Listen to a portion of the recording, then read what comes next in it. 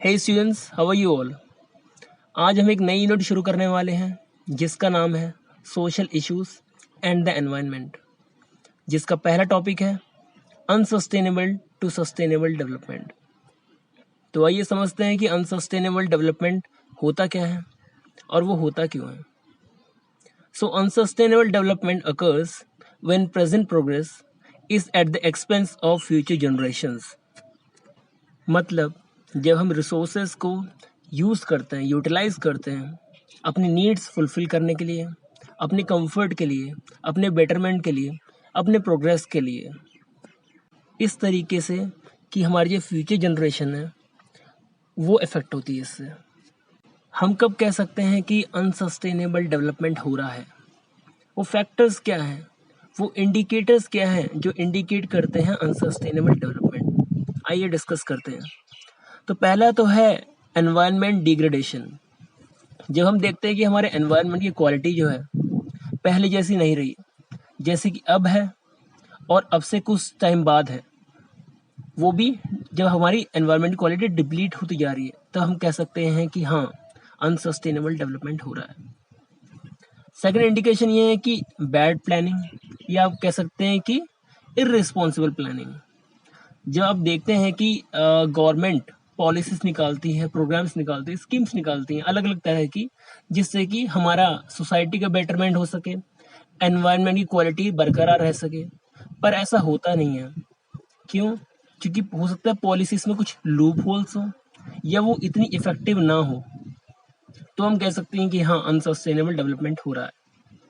तीसरा है कि एक्सप्लॉयटेशन ऑफ रिसोर्सेज। जैसे कि मैंने अभी बात करी थी कि हम रिसोर्सेज को यूटिलाइज करते हैं ताकि हमारी नीड्स फुलफिल हो सके, हमारी प्रोग्रेस हो सके पीक तक, लेकिन हम उसके लिए ओवर एक्सप्लॉइट करते हैं रिसोर्सेज को, जिससे क्या होता है, रिसोर्सेज डिप्लीट होने लगते हैं और हमारी फ्यूचर जनरेशन के लिए वो उतना बचता ही नहीं है। फॉर एग्जाम्पल अगर हम बात करते हैं फॉसिल फ्यूल्स की, बात करते हैं पर्टिकुलर, बात करते हैं कि फॉसिल फ्यूल्स किस काम आते हैं, ट्रांसपोर्टेशन के काम आते हैं। तो ट्रांसपोर्टेशन के लिए हम यूज़ करते हैं फॉसिल फ्यूल्स, लेकिन हम इस तरह से यूज़ कर रहे हैं कि वो आगे वाली जनरेशन के लिए बचे ही ना। क्योंकि फॉसिल फ्यूल क्या है, एक नॉन रिन्यूएबल रिसोर्स है जिसको दोबारा बनने में कितना टाइम लगता है, हज़ारों साल लग जाते हैं इसको बनने में। और अगर हम इतनी एट अ फास्ट पेस हम इसको यूज़ करते जा रहे हैं और ये लिमिटेड है क्वांटिटी में, ये सब हम लोग जानते हैं, और हम इसको एक्सप्लॉइट कर रहे हैं, तो हम क्या कहेंगे कि हाँ, अनसस्टेनेबल डेवलपमेंट का एक इंडिकेटर है। और सबसे बड़ा मेजर इंडिकेटर क्या है कि वेस्ट का जनरेशन हो रहा है और पोल्यूशन काफ़ी बढ़ता जा रहा है। अब ये क्यों होता है, आइए इसका एक्सप्लेनेशन पढ़ते हैं। Due to increase in population and the spread of urban population has resulted in the cities and towns face the pressure of waste management, transportation, fresh supply of air, supply of clean water and access to clean and green environment। मतलब कि क्या हो रहा है, population बढ़ रही है, urbanisation हो रहा है, तो उससे क्या इफेक्ट्स क्या क्या होते हैं। वेस्ट मैनेजमेंट का जो प्रेशर है वो आता है, क्योंकि वेस्ट काफ़ी जनरेट हो रहा है तो डिस्पोजल की प्रॉब्लम होती है। ट्रांसपोर्टेशन, उससे क्या है, धुआं वगैरह निकलता है तो क्या होता है, पोल्यूशन की प्रॉब्लम है।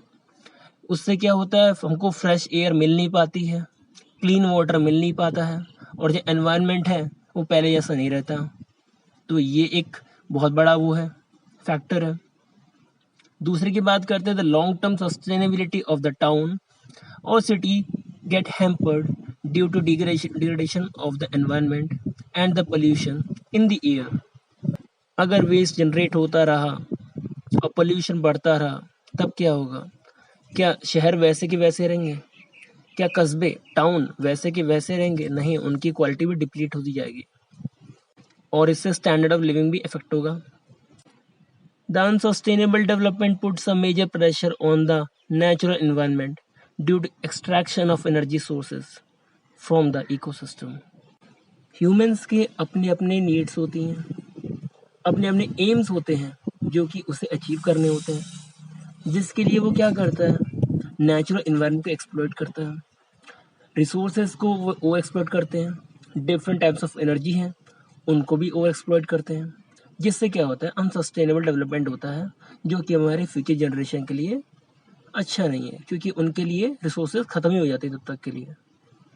अब बात कर ली हमने अनसस्टेनेबल डेवलपमेंट की, इसके इंडिकेटर्स क्या क्या होते हैं और ये होता कैसे कैसे। अब हम बात करेंगे सस्टेनेबल डेवलपमेंट की, कि अनसस्टेनेबल डेवलपमेंट से सस्टेनेबल डेवलपमेंट तक कैसे आएंगे। तो पहले हम समझते हैं कि सस्टेनेबल डेवलपमेंट का मतलब क्या होता है। Sustainable development is development that meets the needs of the present without compromising the ability of future generations to meet their own needs. तो सस्टेनेबल डेवलपमेंट का मतलब होता है वो डेवलपमेंट जिससे क्या हो रहा है, हमारी आज की ज़रूरतें, हमारी आज की नीड्स फुलफिल हो रही हैं, लेकिन हम दूसरे की, मतलब कि आने वाली फ्यूचर जनरेशन्स की नीड के साथ कोई कॉम्प्रोमाइज़ नहीं कर रहे हैं। उनकी भी नीड्स फुलफिल हो सकती हैं, हम उतने रिसोर्सेज उनके लिए छोड़ रहे हैं। अगर हम अनसस्टेनेबल डेवलपमेंट को एलिमिनेट करके सस्टेनेबल डेवलपमेंट चाहते हैं, तब हमें क्या करना पड़ेगा, हमें ये सोच के चलना पड़ेगा कि आज हम जो रिसोर्सेस यूज़ कर रहे हैं वो हमारे नहीं हैं, वो हमारी फ्यूचर जनरेशन्स के हैं। हमने उनसे बोरो कर रखा है ये सब, और हमें आगे जाके उन्हें हैंड इट ओवर करना है। तब तब हम कह सकते हैं कि सस्टेनेबल डेवलपमेंट आने की चांसेस हैं। सो sustainable development is about finding better ways of doing things both for the future and the present. We might need to change the way we work and live now, but this does not mean our quality of life will be reduced. So sustainable development का मतलब ये है कि हमें ऐसे ways, हमें ऐसे solutions, ऐसे तरीके अडॉप्ट करने पड़ेंगे जिससे कि हमारा आज का कल्याण हो जाए, हमारा आज की जो नीड्स हैं वो फुलफिल हो, और जो हमारे आने वाली जनरेशन्स हैं उनकी भी नीड्स फुलफिल हो without any kind of compromising. तो उसके लिए हमें क्या करना पड़ेगा, हमें अपने जीने का तरीका, काम करने का तरीका, इसमें थोड़े बदलाव लाने पड़ेंगे। बट इसका मतलब ये नहीं कि हमारे जो हम जैसे जी रहे हैं, हमारा स्टैंडर्ड ऑफ लिविंग है वो घट जाएगा। अब देखिए आगे, सस्टेनेबल डेवलपमेंट के ना अपने भी बेनिफिट्स हैं। जैसे कि अगर एग्जाम्पल की बात की जाए, for example health and transport की हम बात करेंगे। अब देखिए ट्रांसपोर्टेशन क्या होता है, कभी हमें पास ट्रैवल करना होता है, कभी हमें दूर ट्रैवल करना होता है।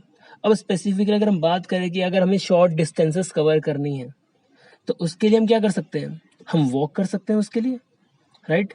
अगर आप वॉक करके जाओगे तो क्या होगा, आपका जो फ्यूल है वो बचेगा, फ्यूल बचेगा तो आने वाली जनरेशन्स के लिए भी बच जाएगा वो। और क्या होगा, बेनिफिट्स क्या होंगे, पोल्यूशन नहीं होगा। और क्या होगा, अगर आप वॉकिंग करते हैं या साइकिल चला के भी जाते हैं, जो कि देखा जाए तो फॉरेन कंट्रीज में लोग काफ़ी पॉपुलर है ये बाईसाइकिल चला के कहीं भी जाना। तो अगर आप ये करते हैं तो क्या होगा, आपकी इससे हेल्थ भी इम्प्रूव होगी। जिम में साइकिल चलाने की बजाय अगर आप अपने काम के लिए साइकिल चला लेते हैं तो वो बढ़िया बात है, आप ही के लिए सही है वो। अब सस्टेनेबल डेवलपमेंट के फोकस की बात करते हैं, तो उसका फोकस एनवायरनमेंट पे तो रहता ही रहता है, लेकिन साथ ही साथ इंश्योर करते हैं हम कि ए स्ट्रॉन्ग हेल्थी और सोसाइटी हमारी रहे। तो सस्टेनेबल डेवलपमेंट से हम चाहते हैं कि हमारी जो एनवायरनमेंट की क्वालिटी है वो बरकरार रहे और बढ़ जाए। हम चाहते हैं कि हमारी जो सोसाइटी है वो स्ट्रॉन्ग रहे और हेल्थी रहे, हमारी जो नीड्स हैं वो फुलफिल हो, आने वाली जनरेशन्स की नीड वो भी फुलफिल हो, और अपॉर्चुनिटीज़ हैं वो भी बढ़े। अब हमने पढ़ लिया कि सस्टेनेबल डेवलपमेंट का मीनिंग क्या होता है, हम उसे कैसे अचीव कर सकते हैं, उसके बेनिफिट्स क्या होते हैं, फोकस क्या हो सकते हैं। अब आइए वो तरीके पढ़ते हैं जिससे सस्टेनेबल डेवलपमेंट हम बिल्कुल अच्छी तरह से अचीव कर सकें। पहला है technology. Using appropriate technology is one which is locally adaptable, eco friendly, resource efficient and culturally suitable. मतलब कि हमें वो टेक्नोलॉजीज यूज़ करनी चाहिए जो लोकली अवेलेबल हैं, इको फ्रेंडली हैं, जैसे कि instead of using fossil fuels in your vehicle for transportation आप यूज़ कर सकते हैं इको फ्रेंडली टेक्नोलॉजीज वाली transportation services.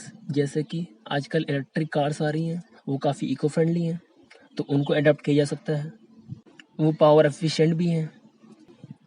It involves local resources and local labour. आप लोकल लेबर भी यूज़ कर सकते हैं, बाहर से रिसोर्सेज मंगाने की ज़रूरत नहीं है, आप अपने ही चीज़ें यूज़ कर सकते हैं।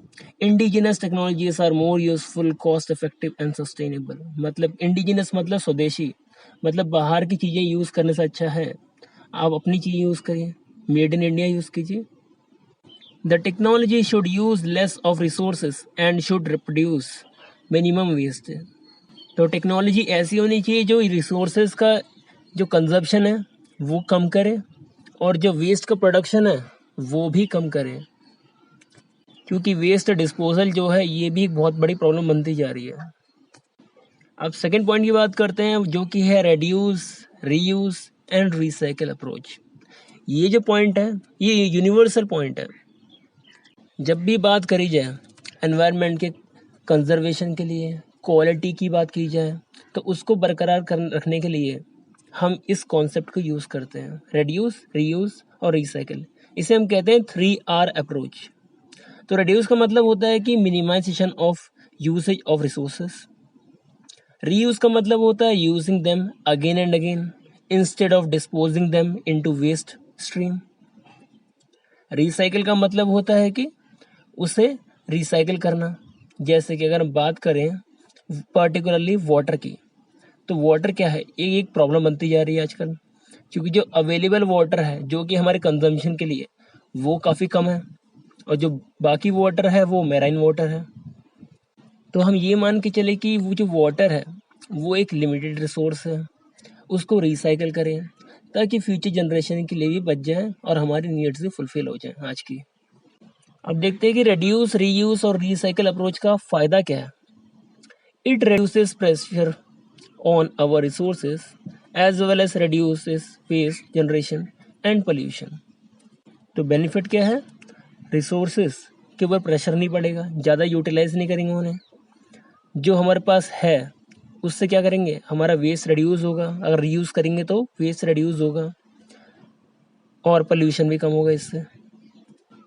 तीसरा बहुत इंपॉर्टेंट है, promoting environmental education and awareness. पहले हम बात करते हैं एनवायरनमेंट एजुकेशन की। तो ये एनवायरनमेंट की एजुकेशन लोगों को मिलती कहाँ से। इसके दो तरीके होते हैं, एक होता है फॉर्मल तरीका, दूसरा होता है इनफॉर्मल तरीका।